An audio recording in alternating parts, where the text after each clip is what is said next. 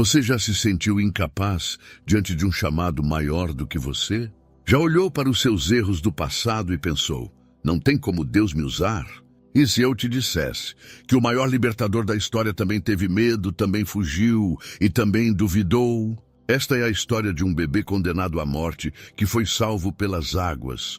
Cresceu como príncipe, caiu como foragido e foi levantado como profeta.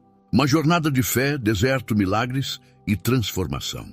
Prepare-se, porque nos próximos minutos você vai caminhar lado a lado com Moisés. E talvez encontrar o seu próprio chamado no meio da sarça ardente. O vento quente do deserto soprava pelas margens do Nilo, como se até a natureza estivesse inquieta.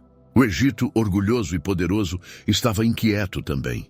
A cada novo nascimento entre os hebreus, crescia o medo nos olhos do faraó. Aqueles escravos que um dia foram bem-vindos sob José, agora eram vistos como uma ameaça. Seus gritos de dor nos campos, suas mãos calejadas construindo cidades para o império, tudo isso parecia assustar o trono mais forte do mundo antigo. E então veio o decreto. Todo menino hebreu que nascer será lançado no rio. Uma sentença fria, cruel, desumana. Uma ordem que pingava sangue. Mas foi justamente nesse tempo sombrio que nasceu uma luz. Joquebede segurava seu filho recém-nascido nos braços, o coração disparado como os tambores de guerra. Seu lar estava mergulhado em silêncio. Até o choro do bebê era um risco de morte. Ela sabia o que o decreto dizia. E ainda assim ali estava ele, tão pequeno, tão frágil e tão promissor. O nome ainda não havia sido pronunciado em voz alta, como se até isso pudesse ser perigoso demais. Mas no íntimo do seu coração, Joquebede sabia. Aquele menino tinha algo especial, algo que nem mesmo o faraó poderia impedir. Durante 3 meses, ela escondeu a criança.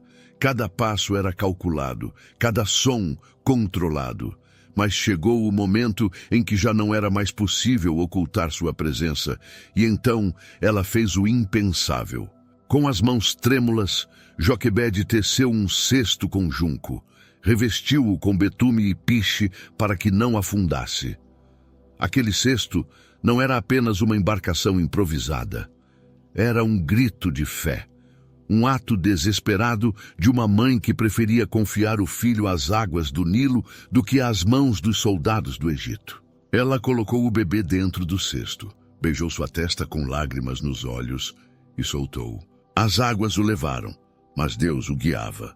Às margens do rio, escondida entre os juncos, Miriam, a irmã mais velha do bebê, vigiava tudo com olhos atentos.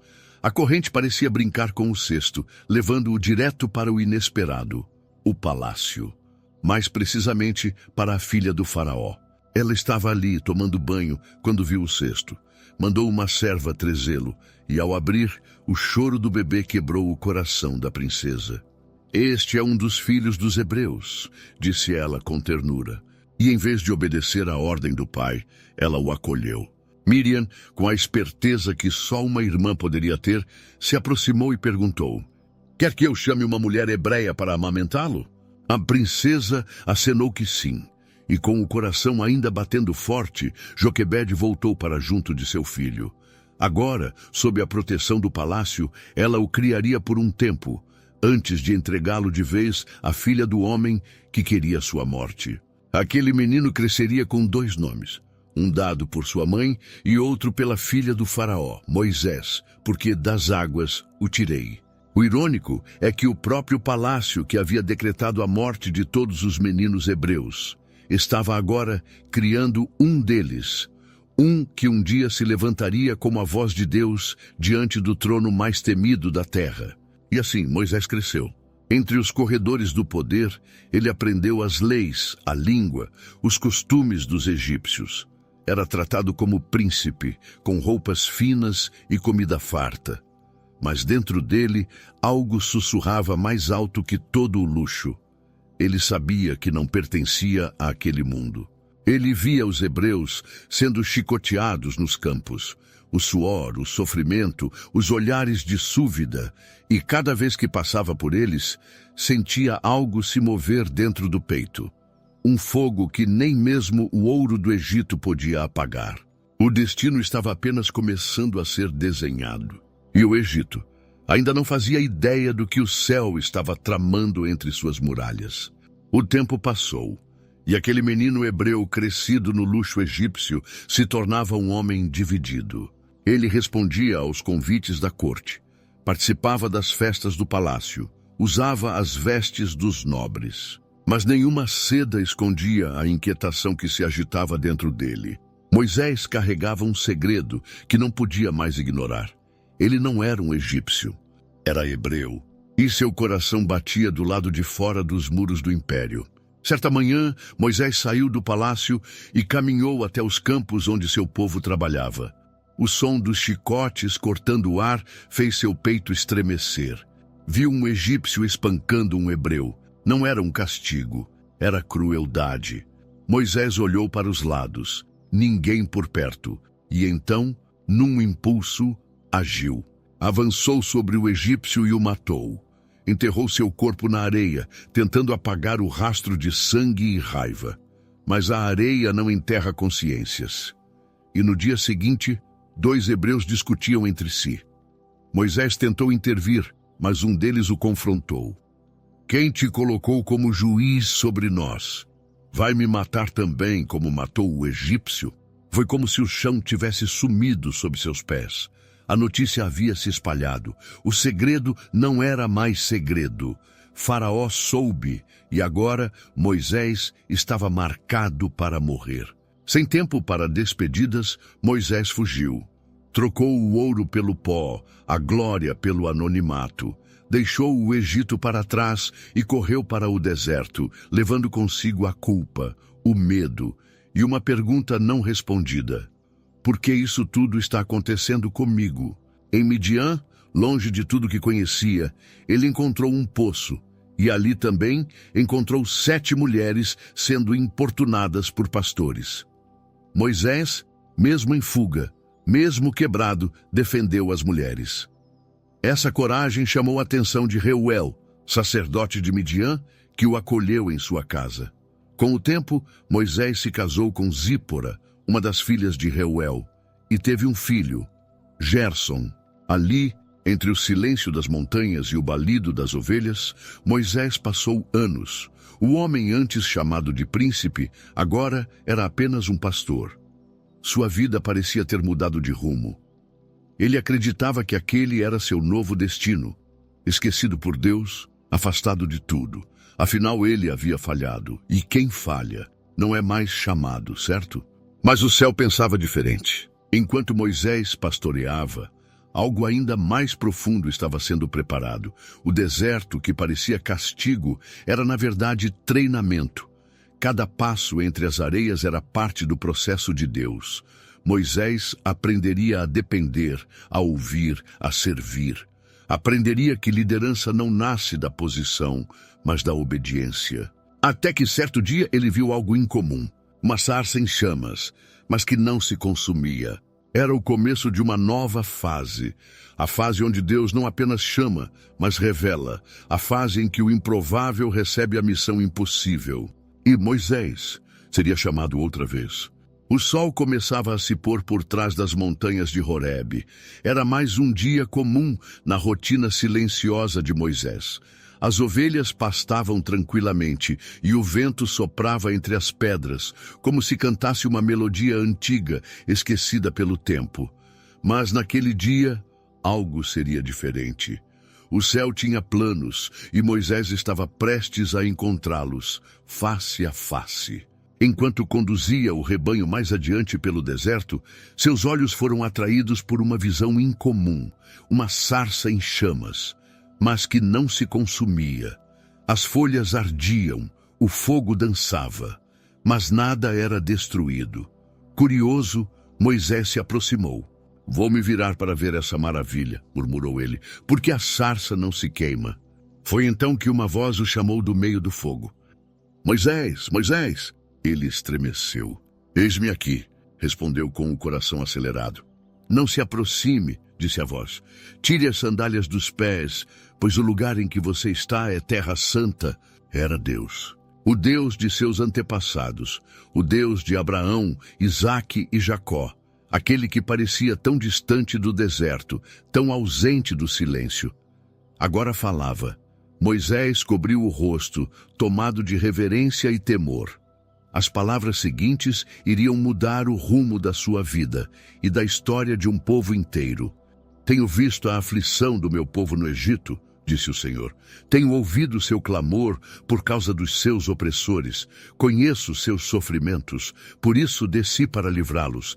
E vou enviá-lo, Moisés, ao faraó, para que tire do Egito o meu povo. O silêncio que se seguiu foi pesado. Moisés, o pastor cansado, olhou em volta como se esperasse ver outro ali. Mas a voz era clara. Era com ele. Ele era o escolhido. Quem sou eu para ir ao faraó? Perguntou Moisés, quase sussurrando. Mas Deus não respondeu com biografia ou currículo.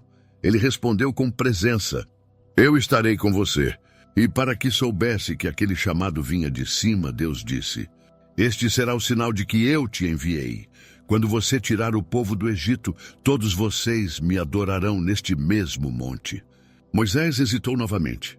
E se eles perguntarem qual é o nome do Deus que me enviou?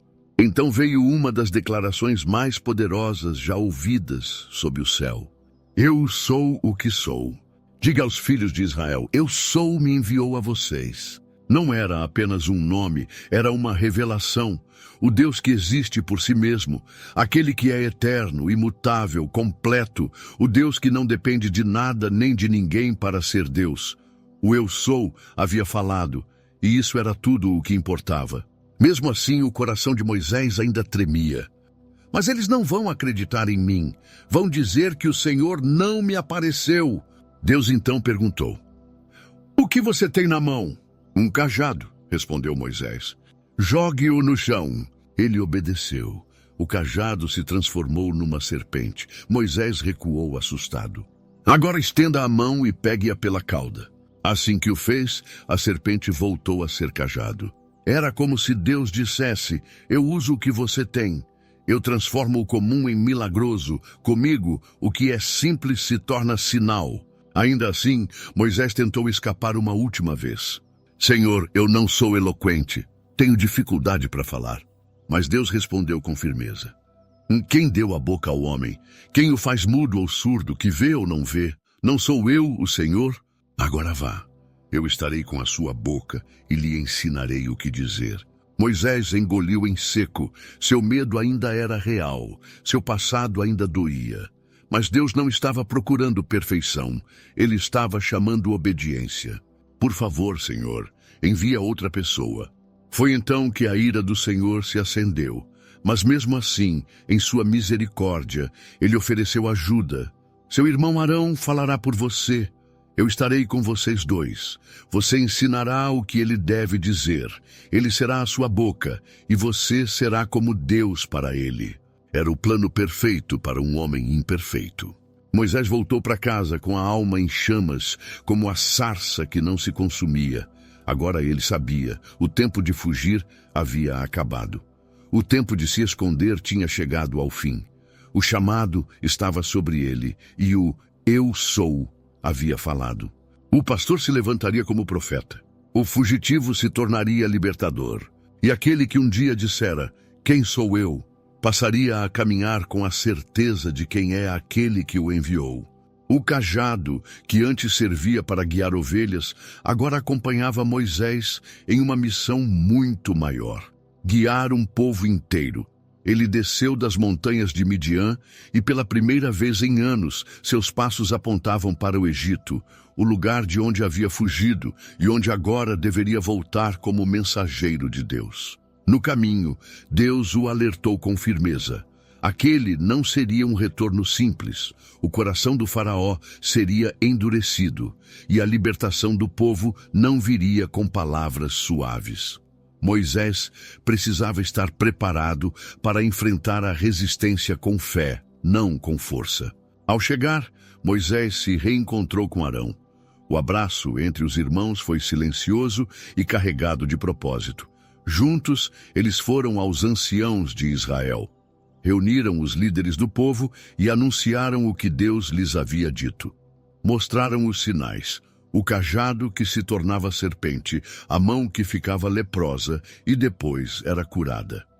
Os hebreus creram e adoraram ao Senhor. Mas a verdadeira prova viria diante do trono. Moisés e Arão se apresentaram ao faraó. Com ousadia e reverência, Moisés falou: Assim diz o Senhor, o Deus de Israel: Deixa o meu povo ir, para celebrar uma festa no deserto em minha honra.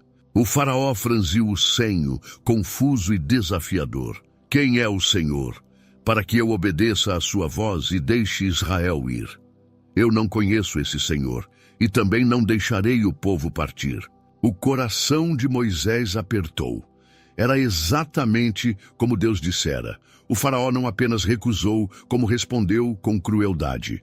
Ordenou que os israelitas continuassem a fazer tijolos, mas sem fornecer palha. Teriam que buscar por si mesmos o material e manter a mesma produção. Era um castigo para quebrar o espírito do povo. E funcionou. Os hebreus se voltaram contra Moisés e Arão. Que o Senhor veja o que vocês fizeram. Agora somos mais odiados do que antes. Moisés foi para um lugar isolado e falou com Deus. O peso do chamado começava a doer. Senhor, por que trouxeste esse mal sobre o povo? Desde que vim falar em teu nome, tudo piorou. E tu ainda não libertaste o teu povo.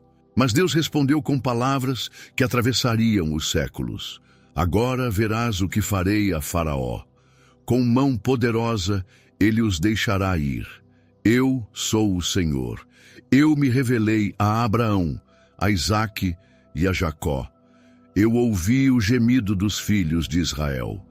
Eu me lembrarei da minha aliança. E acrescentou: eu livrarei vocês da servidão. Eu os tomarei por meu povo. Eu serei o seu Deus. Vocês saberão que eu sou o Senhor, seu Deus, que os tirou da terra do Egito. Moisés voltou a falar com o povo, mas eles já não o ouviam. Estavam cansados demais, feridos demais. Esperar por liberdade quando tudo piora parece loucura. Mesmo assim, Deus instruiu Moisés: vá outra vez ao faraó. Diga que ele deve deixar sair os filhos de Israel. Moisés hesitou. Eu sou de lábios incircuncisos, como o faraó me ouviria? Mas a caminhada de fé nem sempre começa com confiança. Muitas vezes começa com obediência, mesmo tremendo. E ali, entre portas fechadas e corações endurecidos, Deus estava desenhando o cenário onde sua glória se revelaria. O confronto havia começado, e o libertador estava pronto para enfrentar o império. O palácio de Faraó era imponente, construído com pedra, ouro e orgulho. Mas nenhum desses materiais poderia proteger o rei do que estava por vir. Deus não libertaria seu povo em silêncio. Ele falaria através de sinais, gritaria por meio de pragas, e mostraria que o trono mais poderoso da terra era pequeno diante do céu. Moisés e Arão voltaram ao faraó. Mais uma vez pediram: deixa o meu povo ir. O faraó recusou. Foi então que a vara de Arão virou serpente diante dos olhos da corte. Os magos egípcios imitaram o feito, mas a serpente de Arão engoliu as deles. Era apenas o começo. Vieram as pragas. A primeira foi o sangue. As águas do Nilo, símbolo de vida para o Egito, tornaram-se sangue. Peixes morreram. Um cheiro insuportável tomou conta da terra. Mas o coração do faraó se endureceu. Depois vieram as rãs. Milhares invadiram casas, camas, cozinhas. Era como se a criação se voltasse contra seus senhores. Faraó pediu alívio. Moisés orou. As rãs morreram, mas o faraó voltou atrás. Vieram os piolhos. Depois as moscas. Insetos cobriam tudo. O povo sofria, e mesmo assim, o trono se mantinha inflexível. Deus então atingiu os animais com pestes. Bois, cavalos, camelos, todos morreram, mas o coração de Faraó permaneceu fechado. Vieram as úlceras. Feridas dolorosas cobriram os egípcios. Nem os magos podiam se apresentar diante de Moisés. Mesmo assim, nada mudou. Então veio o granizo, misturado com fogo. As plantações foram destruídas. Quem ouviu o aviso e recolheu seus animais sobreviveu. Quem ignorou, sofreu perdas. Deus estava ensinando. Ouvir a sua voz era questão de vida ou morte. Logo após vieram os gafanhotos. Milhões. Comeram o que o granizo havia deixado. O Egito agonizava. Faraó quase cedeu, mas voltou atrás de novo. Então veio a escuridão. 3 dias sem luz. Um breu espesso, como se até o sol tivesse se escondido da maldade. Mas nas casas dos hebreus havia luz. O contraste era claro.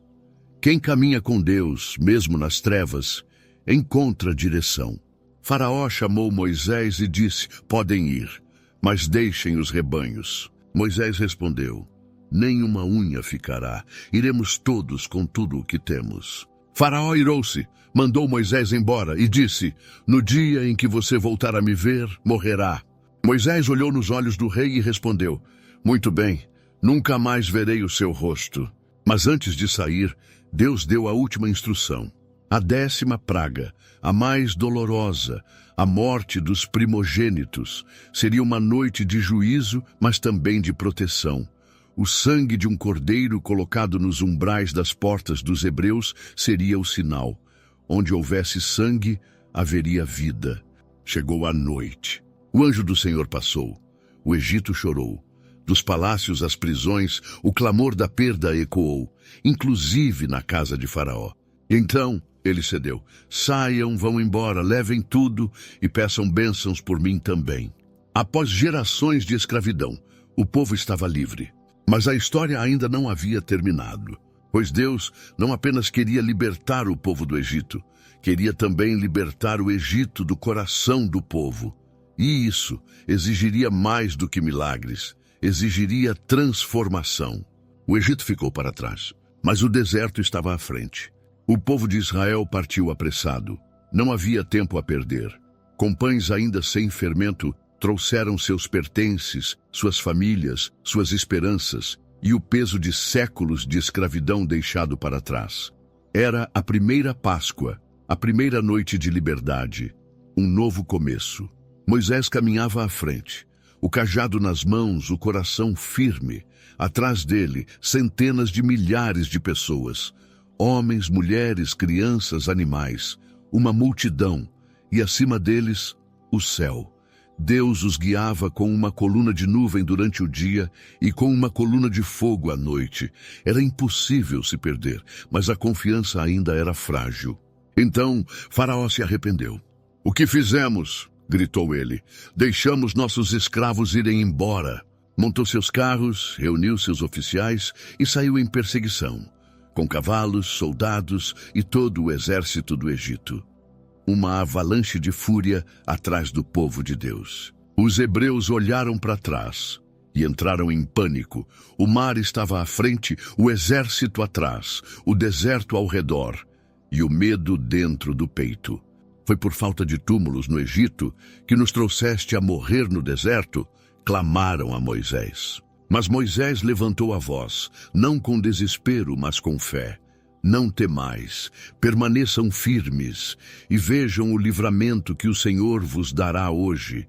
O Egito que vocês veem agora, nunca mais verão. Deus então disse a Moisés: por que clamas a mim?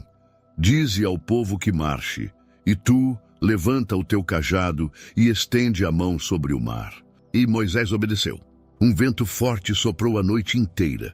As águas se abriram, formando muralhas à direita e à esquerda. O povo atravessou em seco, um caminho no meio do impossível. O mar obedeceu ao Criador e sustentou os passos de quem confiava. O exército egípcio seguiu atrás, mas no meio da travessia, as rodas dos carros começaram a falhar. O medo mudou de lado. Fujamos da presença do Senhor, gritaram os soldados. Mas era tarde demais. Quando os israelitas pisaram do outro lado, Deus ordenou a Moisés: estende tua mão sobre o mar. As águas voltaram, e com elas afundou o orgulho do Egito. Naquele dia, o povo temeu ao Senhor e creu. Moisés entoou um cântico, um louvor de vitória. O Senhor é a minha força e o meu cântico. Ele me salvou. O cavalo e seu cavaleiro ele lançou ao mar. Miriam, irmã de Moisés, tomou o tamborim. Outras mulheres a seguiram dançando e cantando: Cantai ao Senhor, pois gloriosamente triunfou. Mas o deserto ainda estava diante deles. E o próximo milagre seria aprender a viver em liberdade. O deserto não era apenas um lugar geográfico, era um lugar espiritual, um espaço onde Deus revelaria mais do que sua força, revelaria seu caráter. A travessia não era apenas física, era interna. O Egito havia ficado para trás, mas ainda vivia dentro do coração do povo. 3 dias depois do grande milagre no mar, a sede chegou. O povo encontrou águas em Mara, mas eram amargas. Reclamações começaram a ecoar entre eles. Moisés clamou ao Senhor, e Deus mostrou uma árvore. Ao lançá-la nas águas, elas se tornaram doces. Era a primeira lição: confiar antes de reclamar, buscar antes de murmurar. Em Elim, Deus os conduziu a 12 fontes de água e 70 palmeiras. Um oásis, um respiro no meio do nada. Mas o descanso seria breve. Logo, a fome se apresentou. E com ela, as lembranças distorcidas do Egito.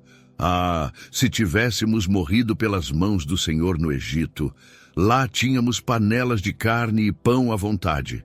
Deus, mais uma vez, respondeu com graça. Enviou o maná, o pão do céu, um alimento que aparecia cada manhã como orvalho sobre a terra. Mas havia regras: colher apenas o necessário para o dia, no 6º dia, colher o dobro, e no sábado, descansar. Alguns tentaram guardar além do necessário. O maná apodreceu. Outros saíram no sábado, não encontraram nada. Deus não queria apenas alimentá-los, queria ensiná-los a confiar. Depois veio a sede novamente. Em Refidim, o povo discutiu com Moisés. Chegaram a perguntar: está o Senhor entre nós ou não? Deus ordenou a Moisés que ferisse a rocha, e dela jorrou água. Mesmo com todos os sinais, o povo ainda duvidava. O deserto era também espelho, revelava o que havia no coração. Moisés sentia o peso de liderar um povo que andava em círculos de fé e dúvida. Então vieram os amalequitas, o primeiro inimigo declarado após o Egito. Moisés subiu ao monte com o cajado nas mãos. Enquanto suas mãos estavam erguidas, Israel vencia. Quando cansava, os inimigos avançavam. Arão e Ur seguraram seus braços. A vitória veio com unidade, intercessão e perseverança. Mais uma lição: a batalha não é vencida apenas com espadas, mas com mãos erguidas e corações firmes. Em meio ao deserto chegou também o sogro de Moisés, Jetro. Ao ver o fardo do genro, aconselhou: escolha homens sábios para ajudá-lo a julgar o povo, divida a responsabilidade. Moisés ouviu e aliviou o peso. Deus estava moldando não apenas um libertador, mas um líder, um pastor de almas, não apenas de ovelhas. O povo seguia avançando, um passo de cada vez. Entre maná e murmuração, entre milagres e provações, o deserto os transformava.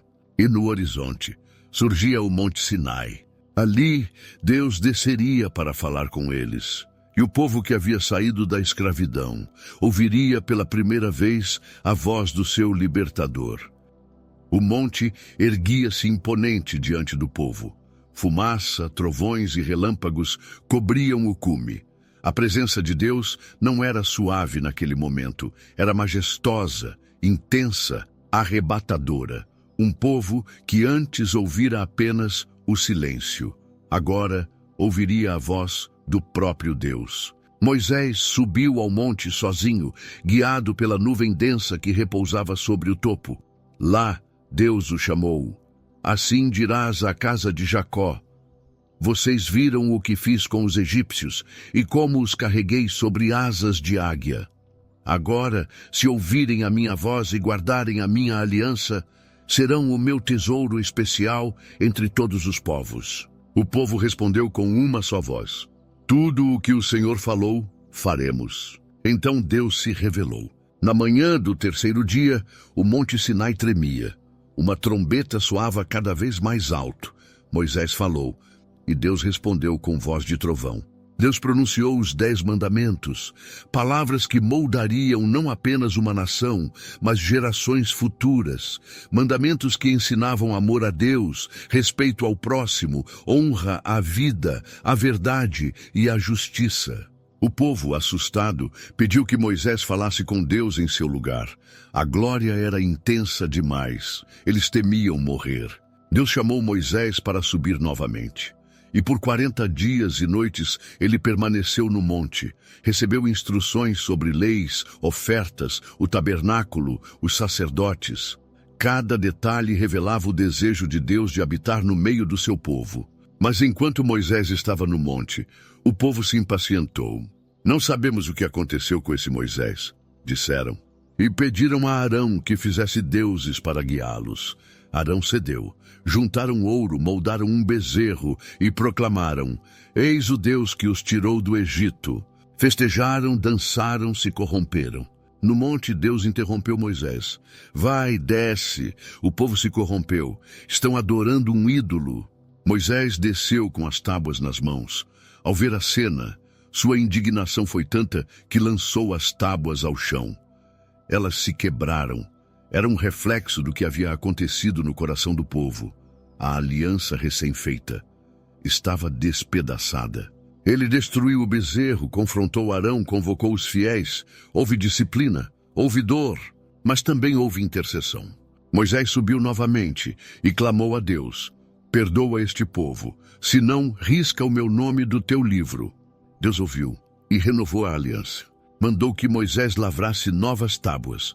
E ali, no alto do monte, o Senhor passou diante dele, proclamando: o Senhor Deus, compassivo, clemente, longânimo, grande em misericórdia e fidelidade.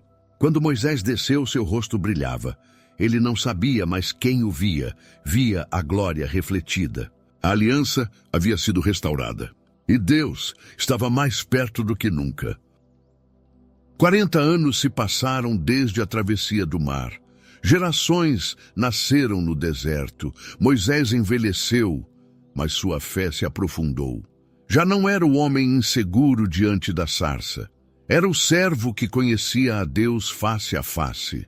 A terra prometida estava próxima.